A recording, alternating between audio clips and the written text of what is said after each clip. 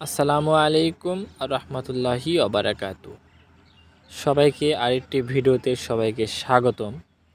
দেশ এবং দেশের বাইরে থেকে আমার যে ভাই বোনেরা দেখতেছেন বা তাদেরকে অসংখ্য অসংখ্য ধন্যবাদ বা তাদেরকে সুস্বাস্থ্যের কামনা করতেছি। এই পর্বে আজকে দেখাবো গরু কিভাবে কিনবেন বা মরিচ চাষ কিভাবে করবেন, বেগুন চাষ কিভাবে করবেন, এগুলোই আজকে আলোচনা করবেন ইনশাআল্লাহ।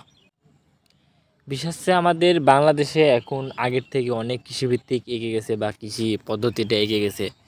আগে এরকম পদ্ধতিটা আর দেখা যেত না, কিন্তু এখন বর্তমান 2025 সালে এসে বা 24 সালতে নেই এরকম মালচিং পদ্ধতি বা এরকম প্যাকেটিং পদ্ধতিতে ভালো ভালো মরিচ চাষ হচ্ছে, বেগুন চাষ হচ্ছেন, ঠিক আছে, বিভিন্ন জাতের মরিচ চাষ হচ্ছে। দেখেন এখানে আমি এগুলো বিভিন্ন কালারিং বা নীল কালার বা লাল কালার বা সবুজ কালার বিভিন্ন কালারের মরিচগুলো ধরেছেন। তো এই ভাই হচ্ছে যে এভাবে মরিচ উৎপাদন করে বিভিন্ন কাস্টমারের কাছে সেল করেন। তো আপনারা কেউ নিতে চাইলে আমাদের কমেন্ট করে জানাতে পারেন।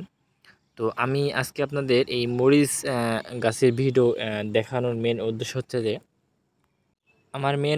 হচ্ছে যে আপনারা খামারের পাশাপাশি এভাবে যদি আপনি খামারের একটু বাড়তি জায়গার পর এভাবে যদি আপনারা কয়েকটা মালচিং পদ্ধতি যদি মরিচ চাষ করেন, তাহলে আপনার বাসার যে মরিচগুলো আছে সেগুলো আপনার হয়তো বা করা লাগবে না।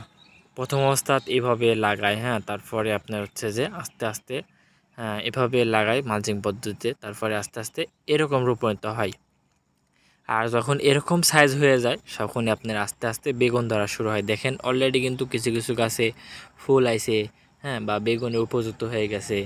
এগুলো কিন্তু মাশাআল্লাহ অনেক সুন্দর হয়েছে।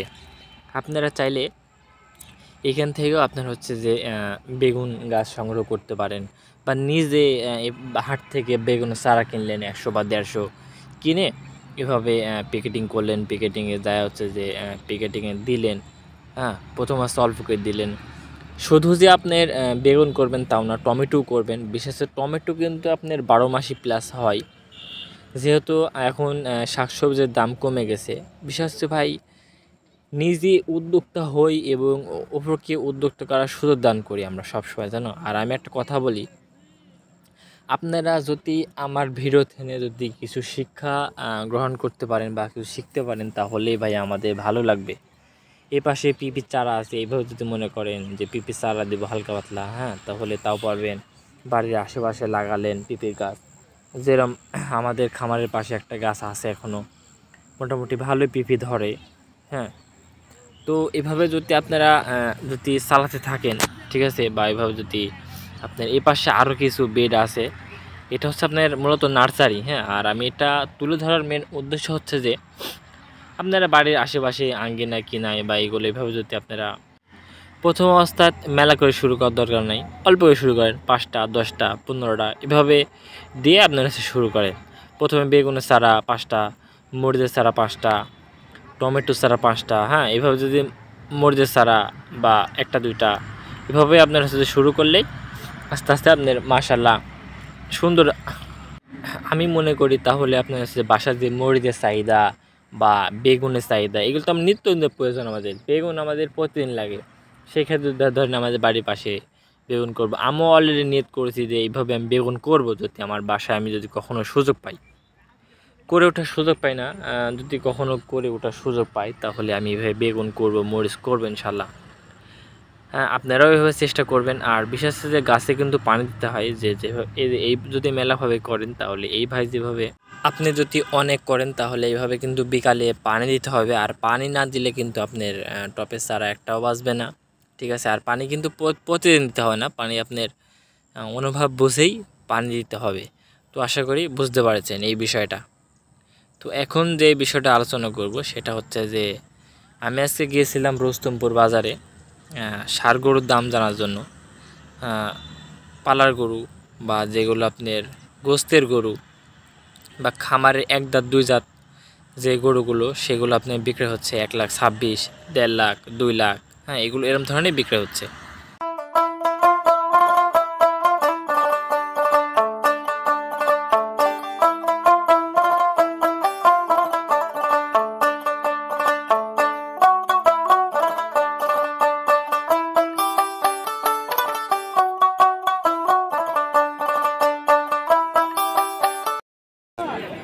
কাকা ভালো আছেন?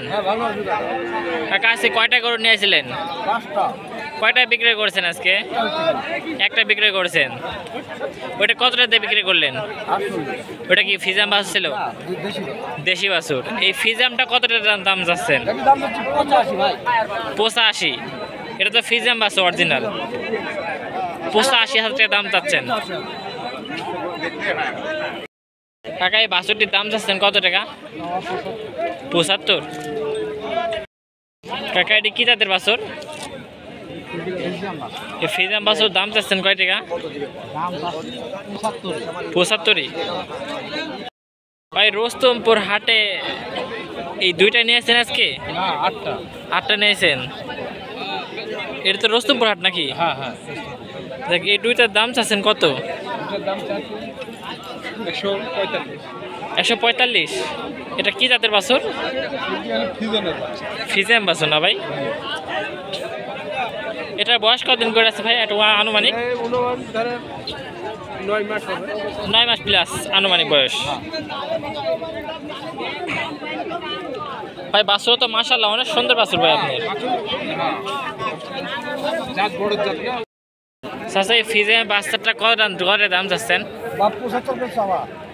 75 চাওয়া। এটা তো ফিজাম বাছুর না? অনেক সুন্দর তো। এটা বয়স কতদিন? বয়স কত হবে? 6 মাস প্লাস। অনেক সুন্দর নয়ালি বাছুর। কাকা এই বাছুরটির দাম চাচ্ছেন কত টাকা? এই বাছুরটির দাম চাচ্ছেন কত টাকা? 55,000 টাকা।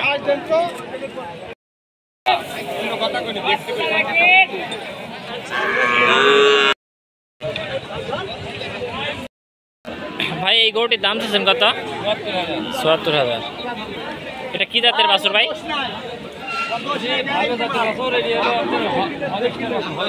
হলস্টিয়ান বাছুর।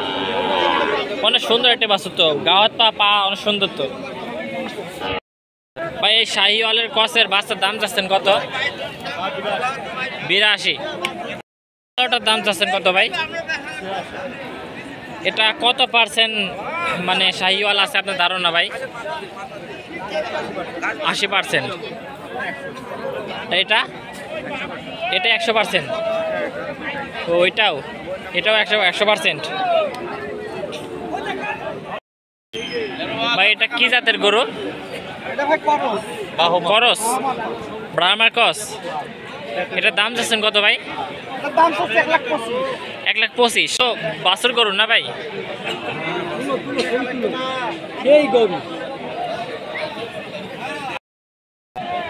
মাশাআল্লাহ গরুটি অনেক সুন্দর। দেখবো গরুটির দাম চাচ্ছে কত টাকা।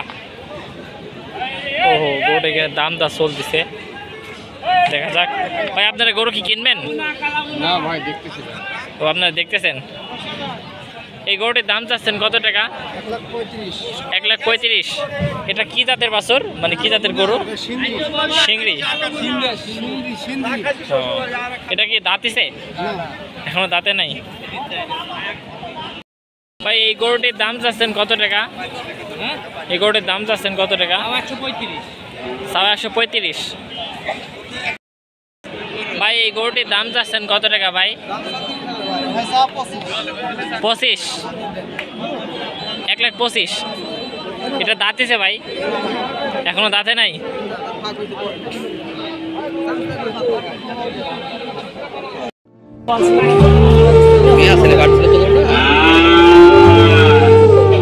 গরুটা কাঁদতেছে কি জন্য ভাই? মিয়া মাস কলেজ তাই? দেখি গরুটির দাম চাচ্ছেন কত ভাই? চাচ্ছেন কত? 1,15,000। ভাই এই গরুটির দাম চাচ্ছেন কত? এত বড় গরুর 1,56,000। এটা কি জাতের গরু ভাই? মুংরি। মুন্ডি। ও এটা দাঁতিছে ভাই গরু? 2 দাঁত।